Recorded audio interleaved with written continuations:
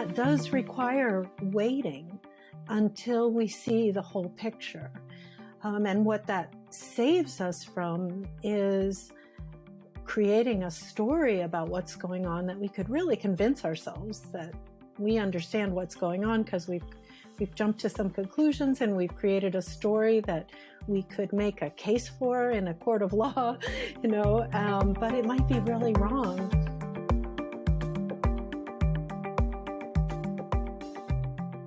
I'm Michael Max, and this is Geological.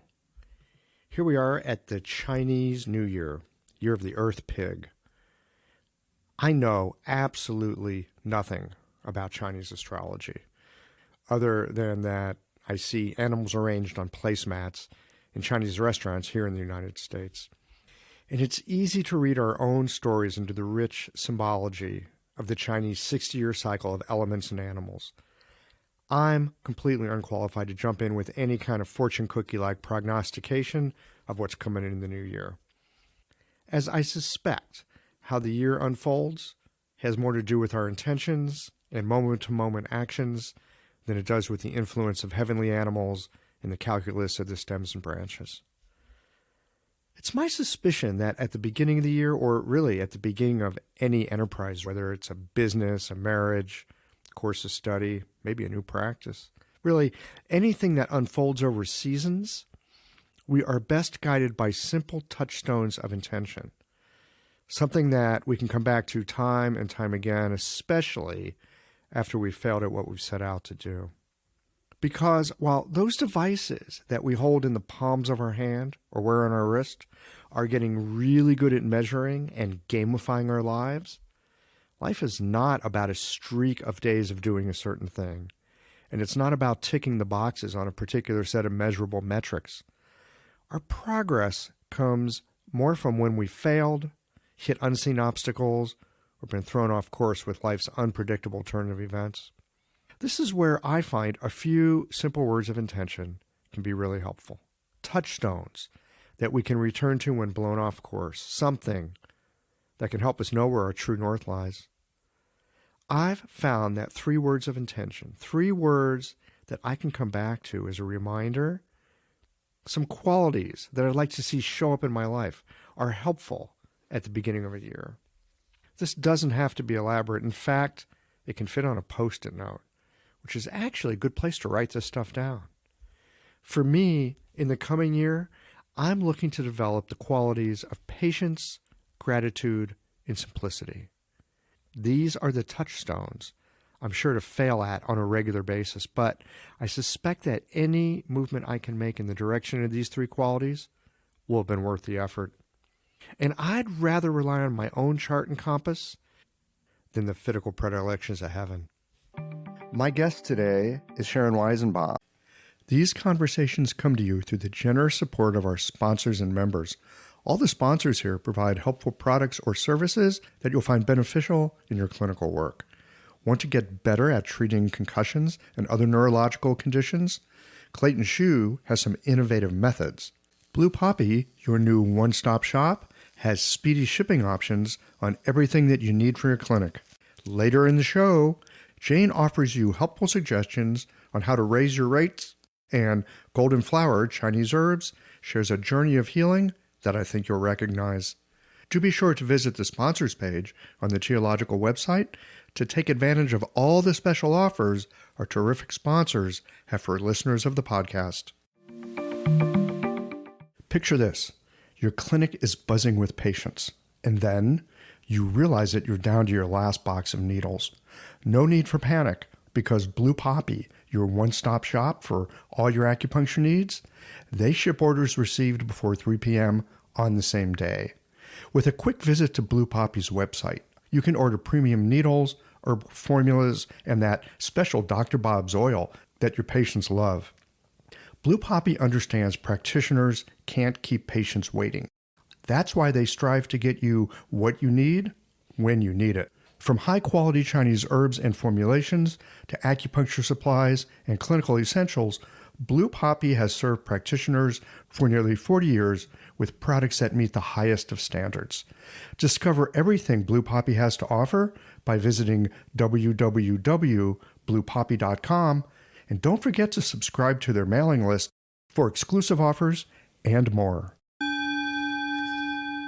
Ever found yourself listening to a geological conversation and thinking, wow, I needed to hear that? Yeah, me too.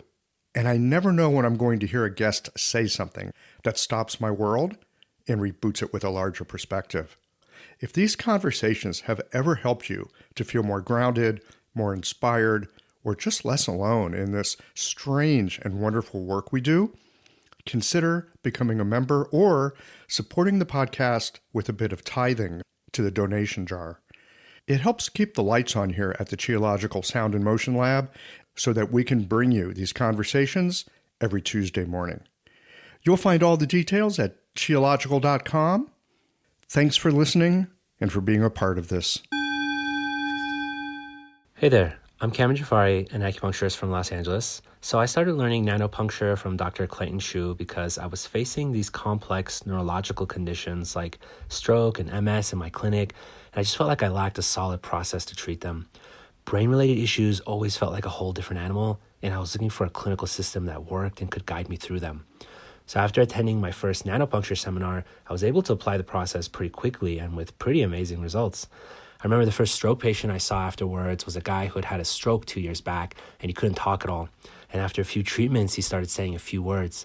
And a few treatments after that, he could actually have conversations. It was pretty incredible. So this is why I feel like nanopuncture is the future of acupuncture neurology. And you can be a part of that. Their next seminar is on treating concussions and is being co-taught by both Dr. Shu and Dr. Ayla Wolf in New York City on April 26th and 27th. To learn more, visit nanopunctureseminars.com. Hey, Sharon. Hi, Michael. Delighted to have you here on the podcast. I am so happy to be here. How long have you been doing Chinese medicine now? Wow. Well, I graduated from acupuncture school in 1983. So where does that put us? It's at least 35 years from the time I started practicing. Whatever drew you to this stuff? I mean, back in early 1980s, it's not exactly like, you opened up a magazine or something and it said, hey, acupuncture school. What drew you in? Well, I was quite young. I was in my early 20s and I was kind of a hippie and I loved herbs and knew how to identify lots of herbs in New England. And I went to a weekend workshop with Susan Weed and Billy Potts in the Catskills. There were lots of different workshops at the weekend. We were up at their farm and camping in the woods and taking different workshops. And there was a workshop at that weekend by Arya Nielsen, who had just graduated from the first class at the New England School of Acupuncture. And I just had never heard of Chinese medicine before. I was thinking about Western herbalism and midwifery, and Arya gave this little workshop. We were sitting on logs in the woods, and Arya just said, if it's cold, you warm it up. If it's hot, you cool it down. If there's too much, you drain it. And if there's not enough, you fill it. And here's how you can tell if it's cold or hot or weak or strong. And she talked about the signs and symptoms, and I was just hooked. I just thought, this is so beautiful and makes so much sense. And I was in the next class at the New England School of Acupuncture. Still at that point, I wasn't sure what I wanted to do with it. Like, I didn't have an idea, like, I want this to be my career. I was just super interested. And plus, it was a much shorter program than it is today. And also, I think my whole education cost about $2,400. So it could sort of be something you were interested in that you weren't sure whether you wanted to pursue it or not, which isn't the case today. I love what you're saying about out there in the Catskills, and here's Arya Nielsen, and she just lays it out, right? She lays out some of the really basic principles that we all use. We all use them regardless of what stream we follow. There it is. There's some basics. And you saw, wow, that is elegant, isn't it? Yeah. And off you went. Yeah, it's so cool because back in those days, you could just follow it because you were interested. It wasn't a giant investment of time or money. Yes. Okay, so how long were the programs in those days? It was a little under 2 years. And it was with Ted Kapchuk and Dr. So and some other teachers, Peter Velasquez, and even Dan Bensky came and taught some. He was just starting his work with cranial sacral and taught us about that while we were in school. And some, more recent graduates taught us things like point location. But our main teachers were Ted Kapchuk and Dr. So. When you got out of school, were you ready to do this stuff? What did you do? I mean, I know a lot of people these days, they talk about they get out of school and they don't know what to do. Where were you when you first got out? Yeah, well, I immediately moved to Western Massachusetts, and I moved here because it's really incredibly beautiful rural area, but at the same time it was close enough to Boston that I could go back and study with my teachers. And actually in my second year, Kiko Matsumoto arrived and was teaching at the school, and I ended up following her for years, and I went back and did clinic with Peter Velasquez. I really didn't feel ready and wanted to continue my studies. I mean, I guess I still feel that way. I really wanted to keep going. At the same time, I think there was a kind of chutzpah that was there, and it was, I just was so interested and curious about it. I just couldn't wait to try it on people, so immediately I opened up a practice, and friends would tell me like, oh, I've got headaches. And I would just be like, you should come to me. And I couldn't wait to start practicing. So I just jumped right in because of that urge to see how it works. My suspicion is that urge to see how it works is partly what keeps us engaged, and I mean, like really engaged, right? Because it's one thing to have someone come in with headaches and we go, oh yeah, I know a protocol for headaches, but that's not the same as doing medicine from the point of view of, oh, I wonder what that actually is. Mm-hmm. So headaches, it's not that it's a protocol, it's even things that are simple, there is that sense of, gosh, what is this? I mean, what actually is this? Mm-hmm. Right. I think you're describing a sort of driving curiosity about understanding things, and why are they getting this headache, and how do I apply these principles that I've learned in school. And of course, failing a lot, always having that question like, why didn't this work? I learned it in school. I think I'm doing it right, but it didn't work. And really being driven to understand the medicine more and more deeply as we go along, coming up against things that this didn't work the way they said it was going to work. So what am I missing? And always there was an assumption that it's not the medicine that's at fault. It's my, I'm not understanding it deeply enough. So that was sort of a principle of mine. So that kept me wanting to go deeper and deeper into it. So not giving up on the medicine, and also not giving up on myself, just not leaving it as I'm not very good at this, but really having it be an invitation into deeper study and contemplation. We in this society of ours are rewarded for our successes, the gold stars and the, 100% and, all that stuff. And yet, when it comes to learning medicine and practicing medicine, it is fraught with failure. There's no way around it. It's one of our teachers in a way. How do you sort of keep your mind and heart together in the midst of things that are not working? You think you know what you're doing. You want to be of service, but sometimes things just go really sideways. How do you stay present and take that and use it in a way to learn? There's a couple of answers to that question. And I do feel at this point in my career, I'm 62 years old, I'm very content in my practice without a lot of emotional ups and downs. So I do feel like there's ways I've learned to work with that. And, it took me a long time to realize that there was something wrong with TCM as it was taught to me. That there's a level to which it's unworkable. And then and that kind of marked my interest in classic formulas and where that's taken me.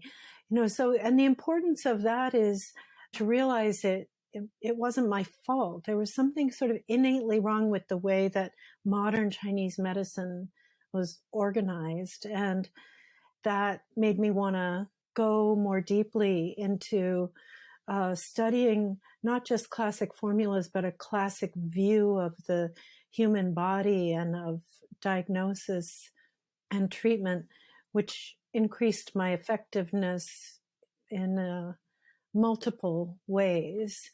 I guess part of what I'm saying is just first lifting it off of me, that it's not my fault. I'm not a failure, that there's things that I don't understand yet. And so, again, it's that invitation. Another part of it is that I've come to really shift my view of what my job is in the clinic and really have come to a really solid foundation that my only job in the clinic, and really in my life in general, is to enjoy being myself. That's my only job. So my job isn't to make somebody better. It's not to, fulfill their wishes, of, what they want to get out of the session with acupuncture and herbs. That might seem really strange, but what does it mean to enjoy being me? I love solving puzzles and I'm really curious, and it's really fun to interact with people and have the chance to apply this medicine. And so it's really my nature to want to help people. It's not my job. So I really go into clinic with that foundational intention. Like, how can I go into clinic today and enjoy being me? If you look at it that way, there actually is no failure. That if my job is to enjoy being me, then that's it. And the kind of paradox is that when I go into clinic with that attitude, there's such a relaxation that happens in me that allows for my curiosity to be there. It really, my psyche isn't really clouded with anxiety over whether I'm going to fail or succeed. And that frees up a lot of intelligence, and it gives me a lot of access to my resources, the resources from the studying that I've done and my creativity. And it also helps with my connection with the patient. The paradox is with that when that's my only intention, to enjoy being me, and I trust that I'm a compassionate, curious, engaged human being, then my successes are really increased by a lot.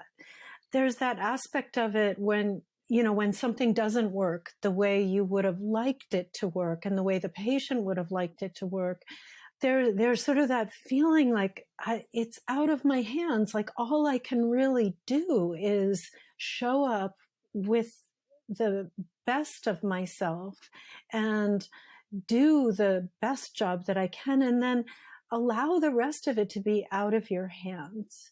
We can't really control, we can't make it be that every person that comes to us, that we're going to have remarkable successes. And so kind of grounding in that feeling that my only job is to enjoy being myself. really frees up that kind of letting go of things that don't work. And I think also it frees up a feeling of partnership with the patient. I'm going to do the best that I can, and will you join me with that? And what I found is a lot of patients, like say they come in looking for help from something like headaches, and you diagnose and you give them a formula, and like the next week they come in and like, no, I didn't really feel anything, or even it gave me some digestive upset. What I found is that what patients really appreciate is when you don't give up on them, and you really are like, okay, that's new information, that didn't work, so I can integrate that information now into my next step, and I'm not going to give up on you, so if you want to keep on sticking with me, let's try to get to the root of this. And that's such a relief for patients. And when they're faced with our anxieties and our feelings of failure, that's kind of a burden for patients. This episode is brought to you by Jane, the clinic management software that I use to keep my practice running smoothly. So, let's talk about something that can be a little bit uncomfortable: raising your fees. I know, this is something that might feel awkward, but it doesn't have to. With a bit of planning and care, you can handle it in a way that feels right for you and your patients. One tip: give yourself at least 2 months to prepare. This gives you time to get comfortable with the change and let your patients know what's happening. You can share the news through emails, booking reminders, or even just a friendly little sign in your clinic, and avoid over-apologizing. Instead, keep it straightforward and matter of fact. Keeping things consistent across the ways that you communicate can really help avoid confusion. Fee increases aren't always easy, but you're not on your own here. For more tips and ideas on how to communicate these changes with confidence, check out frontdesk.jane.app and look for the article, How to Tell Your Clients You're Raising Your Fees. Oh, and one last thing, if you're ready to give Jane a try, use the code CHIOLOGICAL for a 1-month grace period on your new Jane account. Yeah, I've seen something similar. And there's certainly times where I'm thinking, what is this person doing here with me? Because I'm not getting anywhere. And there's times I'll sit down and have a conversation with them about, well, what are you getting here? How is this helpful? Because I need to know their side of it. Because sometimes I'm looking at it from my side and thinking they really need to find someone who can help them more. And they actually come back and say, well, actually, you've helped me more than anybody else has. I know we haven't gotten to the bottom of it yet, but you don't give up on me.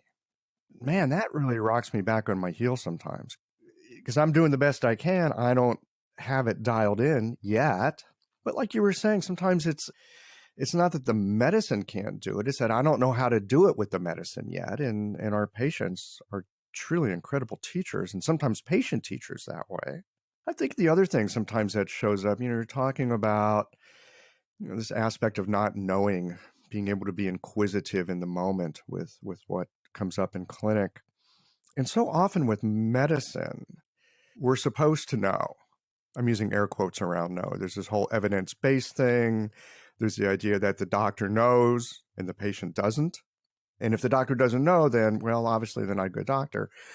But for so many situations, especially the kind that bring patients through our doors, if there was something that would have handled it, they would have already had it handled by now.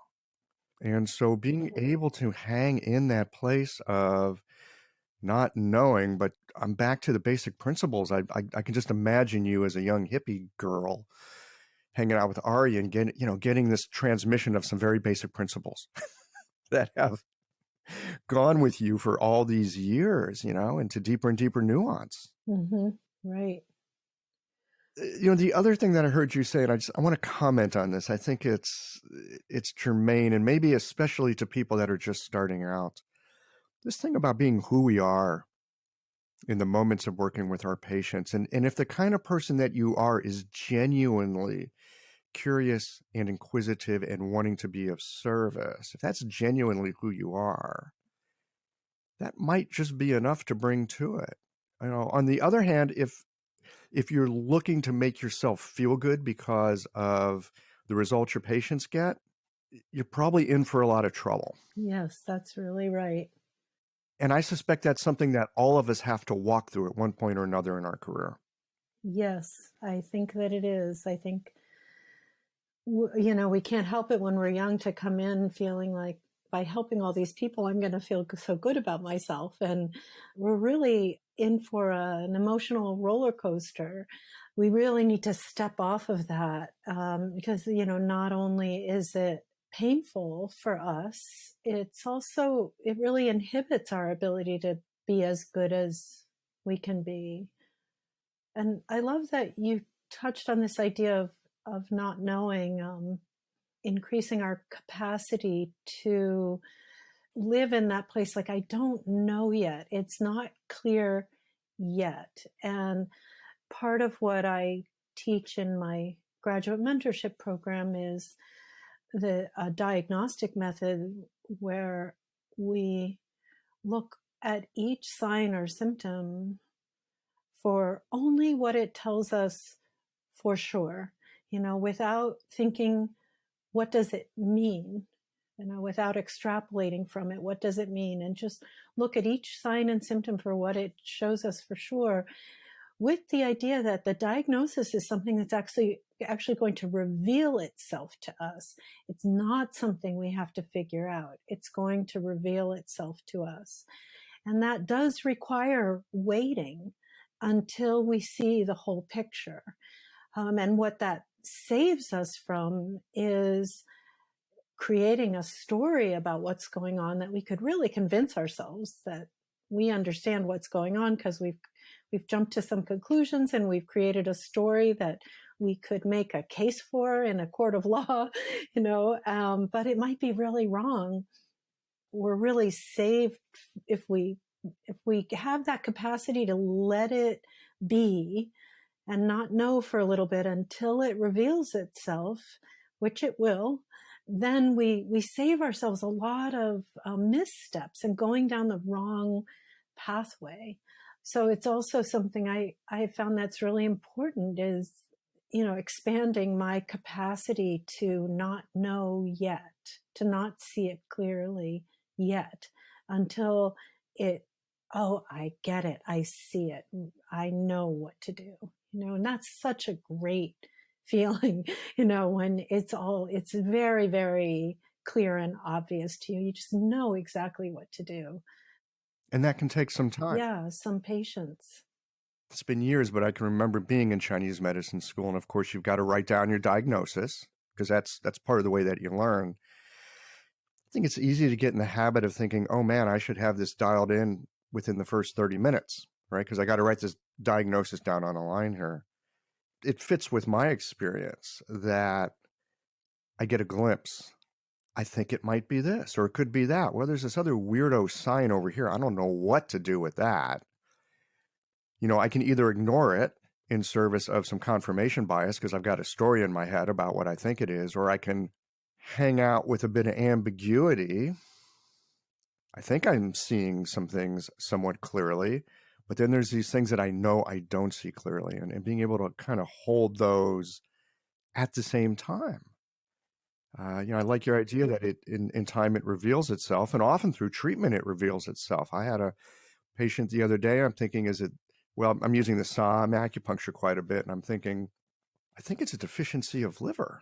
And so I tonify the liver, and then later I get to thinking about some things that Toby had said, and I was thinking, you know what? I think I just tonified in excess. I'm going to find out when he comes back next week based on the results. And sometimes that is, mistreatment is part of the way that we clarify. If you go really strongly in one direction, you're probably going to get a result. If it's helpful, well, that's helpful. And you went in the right direction. So lucky you that time. Sometimes you get feedback that lets you know that was completely wrong. And the good news about that is we'll just go in the other direction. If we get all tied up in a knot about being a failure when something doesn't go the right way, we aren't really available for the opportunity that mistake offers us in terms of learning more about the patient. So, sort of working with our own minds in that way is so important. And it also makes me think of Dr. Yu Guozhen, who wrote the book A Walk Along the River. In that book, he writes a lot of cases where his own mistakes or mistakes of other doctors were taken into account as part of how he then diagnosed the patient. And he's actually coming here to teach in March, and he's going to spend a whole day on, learning from mistaken treatments, which I just love. It's part of the path is to not have clarity, but to take a step to the best of our ability anyway, and then see what happens. And, with always keeping in mind the safety of the patient, but at the same time being willing to take a step and then watching what happens and learning from that. And of course, it's always a changing picture. So there's not really, oh, I finally figured it out, and then it remains, so I cured it and they're gone. The treatment takes a while. And as people progress in becoming more balanced, the picture is constantly changing. So our diagnosis is constantly being adjusted. So it's a moving terrain all the time, and it's a dance that we do with it. It is a moving terrain. And I don't know about you, I tend to be lazy. And when people start getting better and they're on a particular trajectory, I mean, there's times I've kind of patted myself on the back and go, okay, well, we've kind of got that handled. We're just going to go this way. Everything's going to be fine. Sometimes they're only going in that sort of up and to the right direction for a piece of time, and then something else arises that needs to be paid attention to. And if we go to sleep and pat ourselves on the back and go, well, I got that handled, dust off your hands, that wasn't too bad. Sometimes the other things will arise and we will miss it until it really gets bad. These days, I would say I am never completely optimistic when I'm treating patients. I am cautiously optimistic at times, but even when it's going well, I think that's not a good time to sort of take your foot off the gas. You mean take your foot off the gas in terms of kind of getting sleepy and giving them the same formula over and over again? Exactly. Right. Exactly. It's really part of it to come in fresh every time and really do a whole fresh diagnosis every time. It is a temptation to get sleepy. And I'm sure it is for everybody, and something we all sort of fall into, but it's more fun for me to come in fresh every time. Since it's all about enjoying being me, then having fun is really important. So I was about to ask you, how do you keep yourself fresh and awake? But if you're just coming in being you, having a good time, that sounds like it's plenty to keep you fresh and awake. Yeah, I think part of that sleepiness that comes in is when some kind of burdensome thought has come in, like, oh, it's my job to figure this out. Yeah, so I think it is partly my mandate to enjoy being me that really helps keep it fresh. Mm-hmm. Yeah. But I want to come back to this because there is a tacit agreement between patient and practitioner that it is our job to figure it out. It is our job to help them. And I think we take that side of the agreement very seriously, all of us that are practicing, or we wouldn't be practicing. So how do you balance the I'm enjoying being me with, yeah, there's an agreement here that I'm here to help you. How do you balance that stuff out? Yeah, it does seem like a bit of a contradiction, but I've actually told some of my patients that, that this is, I see this as my job, which it feels nice to them that I'm enjoying being there and that I'm engaged. It wouldn't feel good in my heart if I, dropped the ball on them. And so I think that it's not a contradiction at all. What feels good is to create this space and where I can work and protect that space and engage in it with all of me. I think, maybe I'm not explicit about it with my patients, but I think everybody feels it. And so, yeah, I don't think it's a contradiction. One of the things I love about Chinese medicine is that it is so full of things that at one level, you look at it and you go contradiction, and you look at it from another perspective and you just see different aspects of the same thing. Mm-hmm. I know in my practice, there was a point I went through, it was a few years ago actually, where I'm thinking, I wonder if my patients feel like I'm taking this seriously enough, because there's often a fair amount of laughter in the treatment room.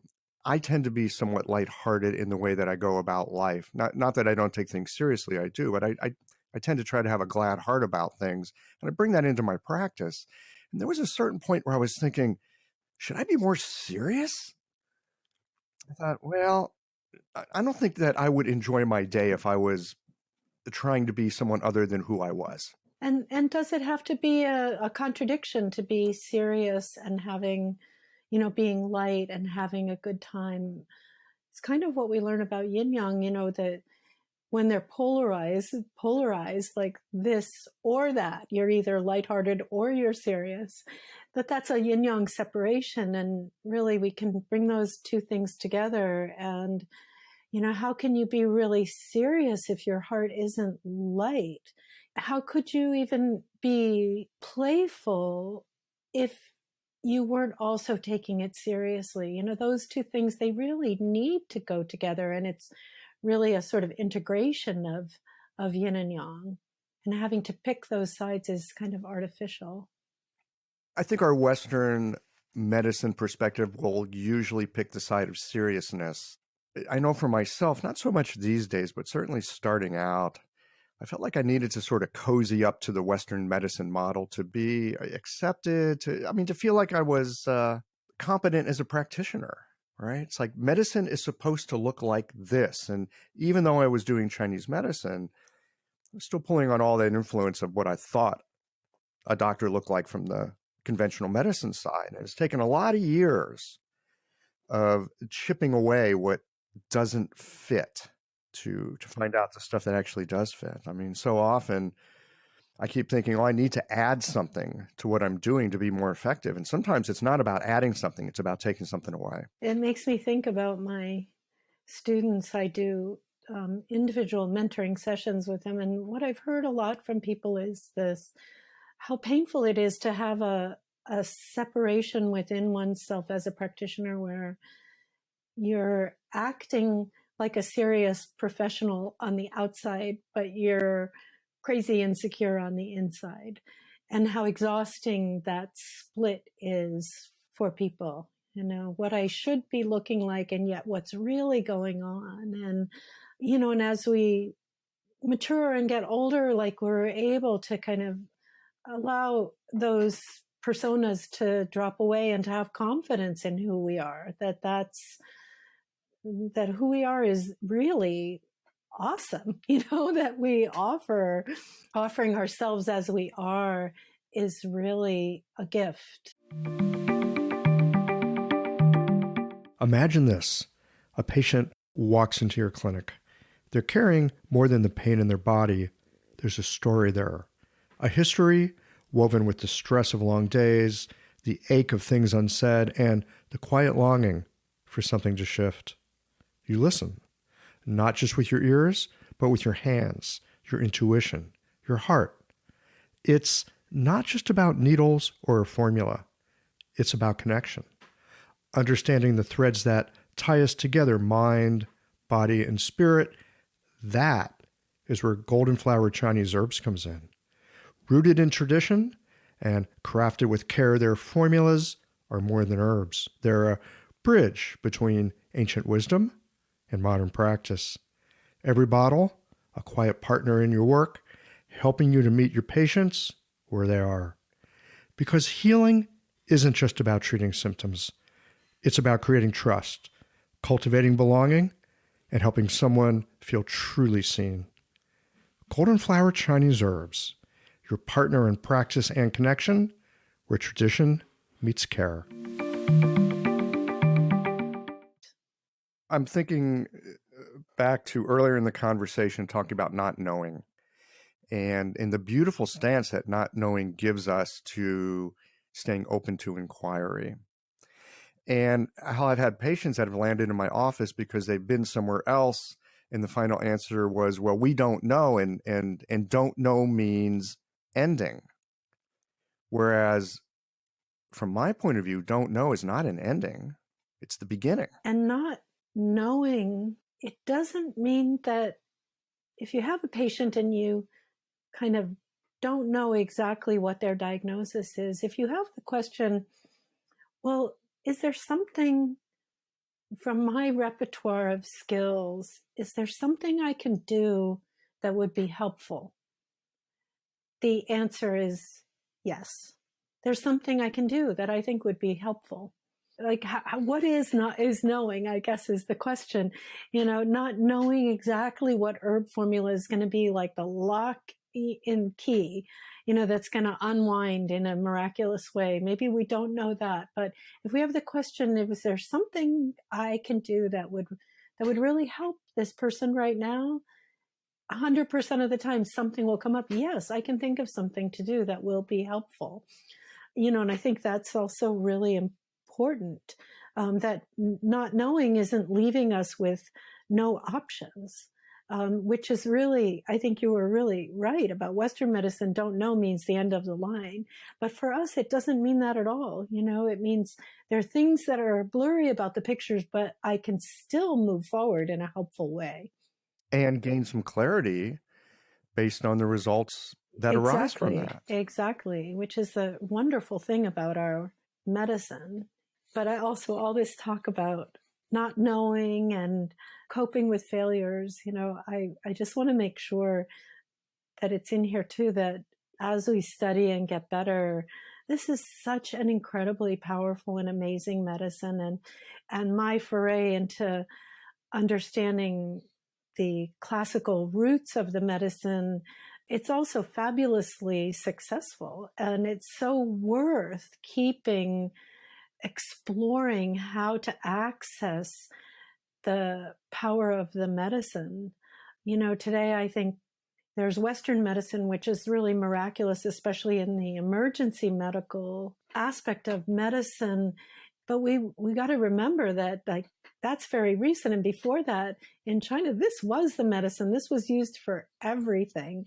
And it, has a very rich history of being very powerful for serious illnesses. And we can access that power. But it takes contemplation and study and in order to get to that power and to be able to know when to apply it and how to get those kinds of results. So I just want to make sure we're also talking about how successful the medicine can be as well. Right. Well, I'd like to turn to that for a moment. There's the basic stuff that we all get in school, the basic TCM, and regardless of what opinion or stance we take on it, at least it gives us a common working vocabulary, which you can then take and apply in all kinds of different ways. But at least we get that common working vocabulary. It gives us a scaffolding, so to speak. We can start to hang some ideas that we maybe didn't have before, on a mental framework. So it lets us see the world and lets us see people and illnesses and health in different ways, which I think can be really helpful. At the same time, as you pointed out, there's some classical physiology. There's some classical ways of looking at medicine. There's other streams, other viewpoints that people have used, throughout the centuries to look at medicine that give us a whole different perspective on things. You've delved into some of that.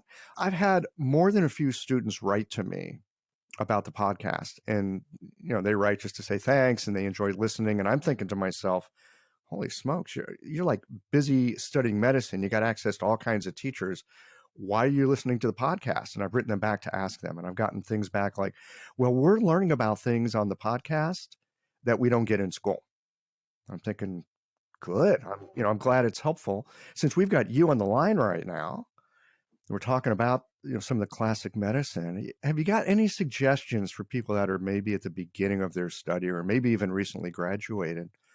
Ways of looking at or approaching or how to approach or where to get access to some of the more classical material and why it's been helpful to you? Well, it took me a long time to realize there was something basically wrong with TCM. One really important aspect of it is that in school, we actually were not taught to diagnose. We were taught to ask a lot of questions and get a lot of information. And then we were told to come up with a diagnosis. But we weren't really taught, what do you do with that information in order to come up with a diagnosis? It was sort of, that was just left vague, like gather all the information and then do something that will lead to a diagnosis. But what you do is not clarified. And, in student clinics, students come up with all kinds of different diagnoses for the same patient. It's very vague. Diagnosis that we learn in a standard TCM education is very vague. And, and sort of like getting it over time, like, wow, I really wasn't taught how to do this. And also, that the modern Chinese medicine was kind of created and it left it's not a stream of Chinese medicine. It actually left the stream and became something different so that it could look more like Western medicine. It was kind of constructed in modern times to look more like Western medicine. And there's lots written about what happened to Chinese medicine, since the 50s and even since before that time. And, one thing I tell my students is, that the modern TCM takes all these pieces that sort of sound like Chinese medicine, and it's actually reorganized, and it seems very organized, but I use the metaphor of, it's like if you took all the furniture in a house and you put the chairs in one room and the tables in another room and the beds in another room and the books in another room, it would be very organized, but it would not be functional. And that's how I see modern TCM is it's not very functional. And so we're floundering around with it, trying to make sense of it. And so, when I say that it left the stream, what is the stream? The stream is really connected to these universal principles, and it's yin yang and the 5 elements and the 6 conformations. And TCM sort of left that. And so it's not really just one stream of Chinese medicine. All the streams previously were all connected to the basic principles of yin yang and 5 elements. What the classics offer us is something, it's not just the classic formulas, that they're amazing formulas. It's that it's actually really connected to universal principles. That's what we want to understand, in the way that these formulas that Zhang Zhongjing in his brilliance extrapolated on, and who knows if he actually wrote the formulas, but he definitely wrote an incredible text that describes how to use them, that all the 6 conformations are based on this universal principle that's about tracking the life force in the body, and the 6 conformations being related to the movement of the sun around the earth and how that is reflected in our bodies. So it's a really different kind of medicine than modern TCM is. And I'm not sure if I answered your question, though. Well, Sharon, it's a big question. And it's not a question that gets answered, in 10 minutes. I think, at least for me, it's a kind of question I keep asking it of myself, because it keeps me coming back to the inquiry with a renewed spirit and continued curiosity. And I think one thing you did ask is about resources for studying it. And, I think like in my course, I get so many students that are just, I teach practitioners, and they've reached that limit where they're frustrated and they feel like there's something there and they're not getting it. And so, they're attracted to lots of continuing education, including my program. But there's so many great things being kind of born now, the teachings of Arnaud Verslus and the teachings of Feng Shilun and, that have these classical roots, and the Heiner Fruehauf's teachings. There's so much that's coming out. And I think it's a really incredible movement towards something that's going to be more reliable and more connected to nature and these beautiful principles.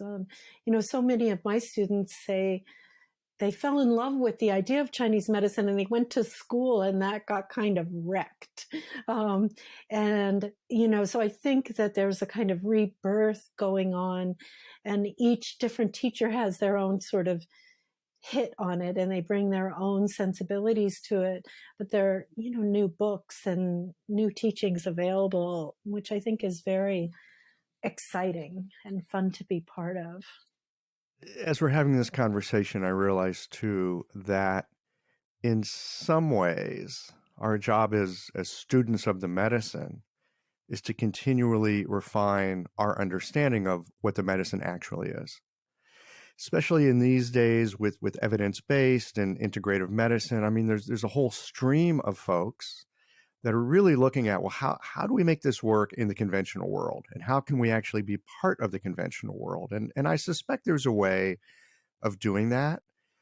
But then there's this other stream of, well, actually the conventional medicine world isn't that helpful for what we do. And how can we dig deeper into, the deep well of what we've got and work with that? Yeah, I'm of that latter school.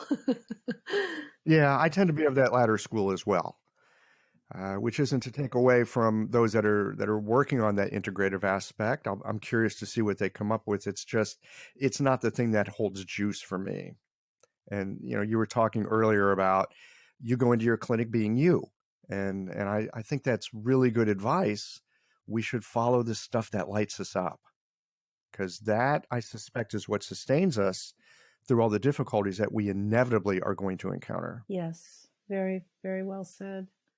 Well, Sharon, is there anything else that you'd like to share with us before we put a bookmark in it for the day?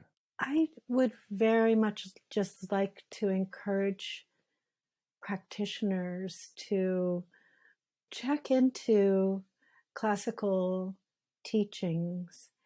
And when you check into them, be really aware of what really resonates with you.